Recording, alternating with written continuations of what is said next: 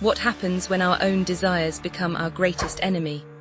Today, we explore a timeless tale from the Panchatantra that reveals how internal conflict can lead to our own destruction.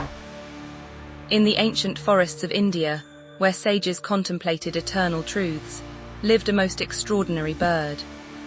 This wasn't an ordinary creature, but one blessed and cursed with 2 necks, 2 heads, yet sharing a single body. The bird represented something profound, the duality that exists within each of us. The 2 heads had distinct personalities. One was called Baranda, meaning the fierce one, while the other was Kubja, the gentle soul.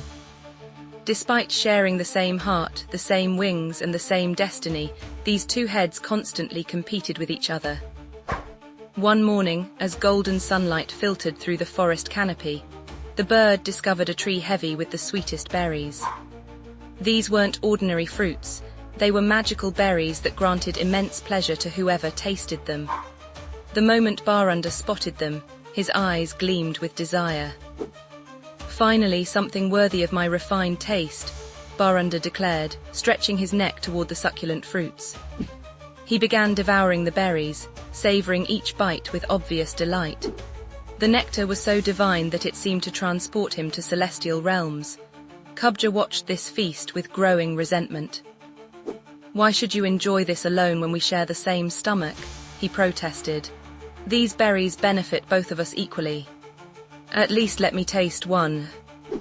But Baranda, intoxicated by the sweetness and his own ego, refused. "I found them first. I deserve to eat them all. Besides, since we share one stomach, you're already getting the nourishment. What more do you need?" This logic, though technically correct, deeply wounded Kubja's pride. The gentle head felt humiliated and ignored.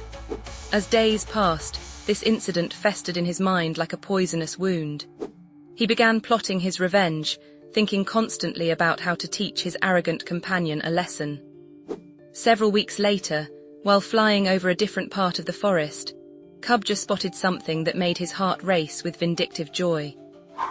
There, growing beside a pristine stream, was a tree bearing beautiful fruits that looked remarkably similar to the sweet berries Baranda had hoarded.